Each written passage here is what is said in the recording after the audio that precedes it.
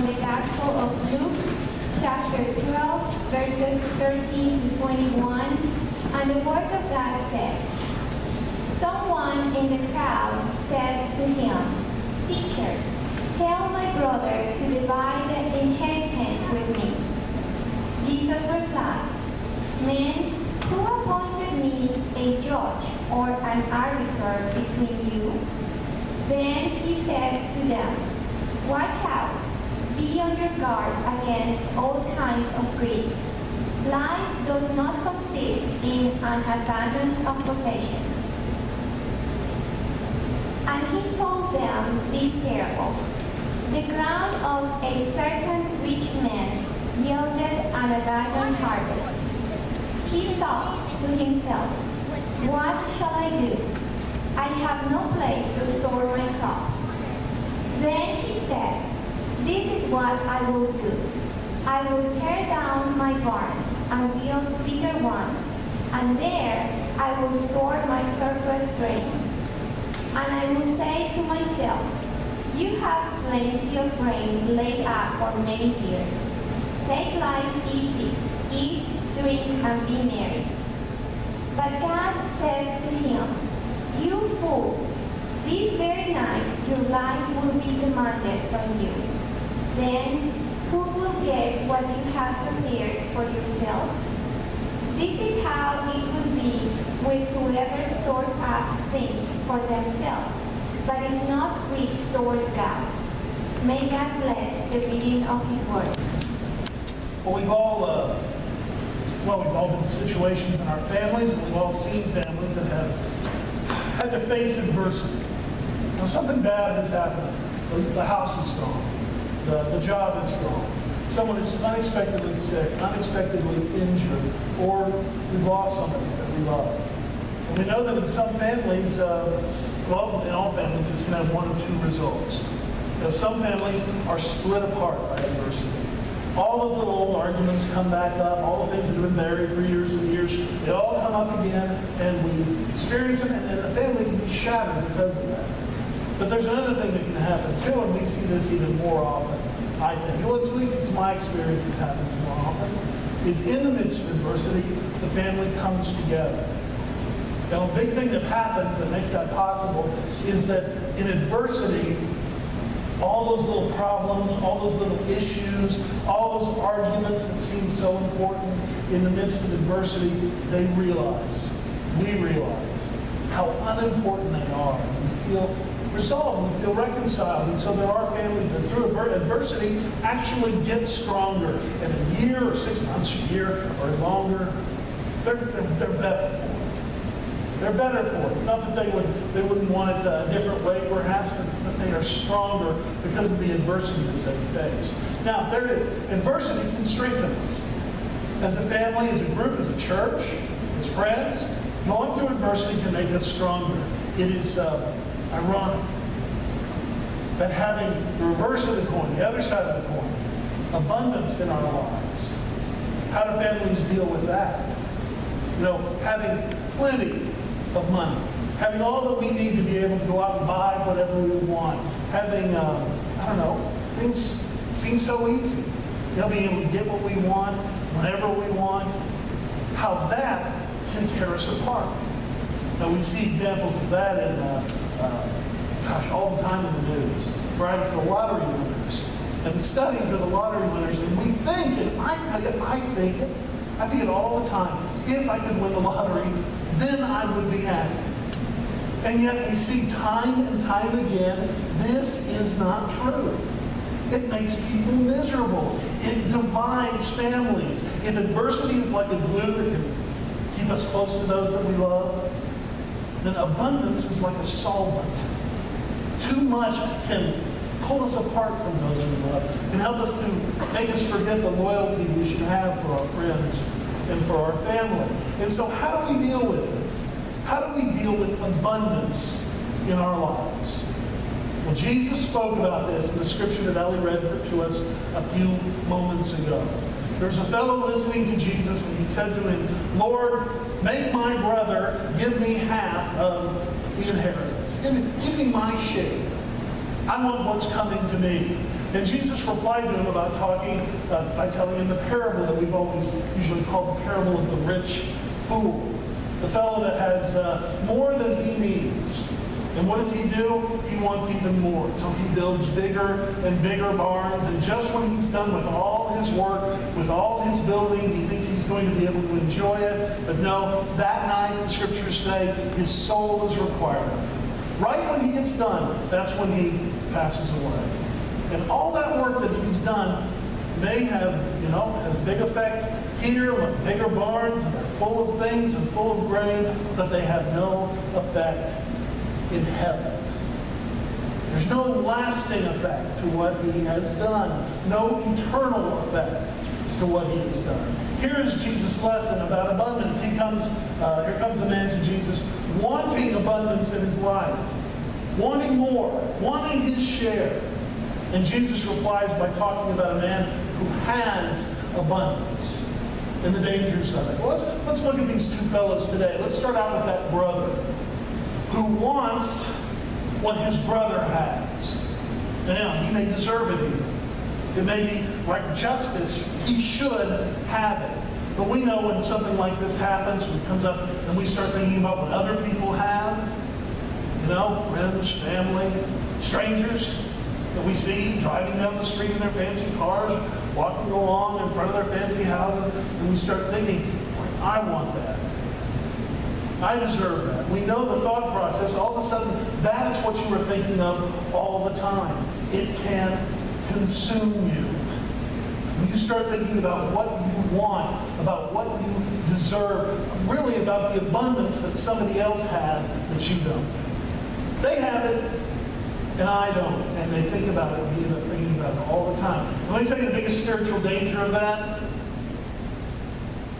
When we're thinking about the abundance that somebody else has, when we are coveting that abundance, want it for ourselves, we think we deserve it, we become blind to the abundance that is in our lives right now. Right? We're so busy thinking about what we want, about what somebody else has, we forget that we live in abundance as well. I know there's some of us, many of us here, yeah, abundance, well, I don't know about that. I never seem to have enough money to make it all the way through the month. I don't feel like I live in abundance. Let's see. I think that comes from so often comparing ourselves with those who have more than we do. Those who live in abundance. That's who we compare ourselves to naturally. But let's compare ourselves instead to most of the people in this world. Most of the people who live in this world live on an income of between $600 and $800 a year. What would it be like for us to live like them? Well, none of us are going to run out and do this, but we can imagine. Here's what we would need to do to be able to live like them. First of all, go home and take all the food out of the house, except for maybe a little rice and some beans and some potatoes that you can have for dinner tonight. Take all the furniture out of the house, except for maybe some blankets, keep them, and take one table, the kitchen table, and one chair. Disconnect the bathroom, turn off the electricity, turn off the water. Get rid of all your clothing except for one thing that you can wear each day. What else? What else? Food, clothing, house. Get rid of your house. Go live in the tool shed instead. And the hospital, 10 miles away. There's not a doctor there. There's a midwife. And no car, too, and no TV. Now, thinking of that, thinking of living in that way. We have done this now. We've given all that away, and there we are living in our shed with our blanket and our table and a little bit of food that we have and no electricity. We're living like most people now. Okay, let's back up from that. Do we now live in abundance? Do we have abundance in our lives? Absolutely. We have abundance in our lives. The danger of looking to others, the danger of coveting what other people have, is we forget that, and that kills our relationship with God. Because the first act in our relationship with God is thanksgiving. It is thankfulness.